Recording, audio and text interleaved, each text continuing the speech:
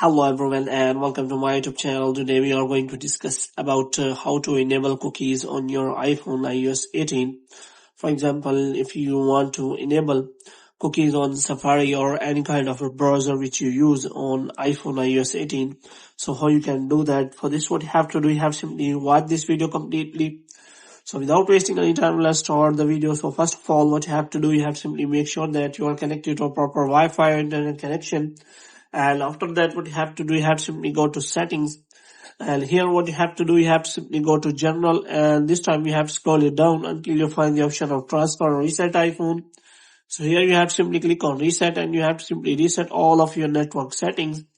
And after resetting all of your network settings, you have to simply go back. And after that, what you have to do, you have to simply go to settings again, and you have to simply go to general, and this time you have to simply click on software update. And here you have to make sure that you have installed the latest version of iOS 18. So if you want to check for that, you can simply check for the update. Now, if you want to unblock all the cookies on your iPhone, then what you have to do, you have to simply go to settings. And this time what you have to do, you have to simply go to apps.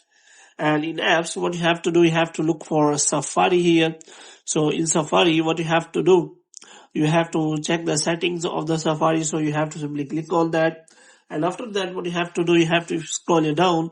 Then you will not find any kind of option related to cookies. But what you have to do, you have to simply click on advanced. So here you can simply see that there is option available, block all cookies. So if you want to enable cookies, then you have to simply turn off this toggle. And after that, you will be able to enable all cookies on your iPhone. So it will use cookies on your iPhone and it will not create problem for your website. So hope you have liked this video. If you get more videos like these, you can subscribe our channel.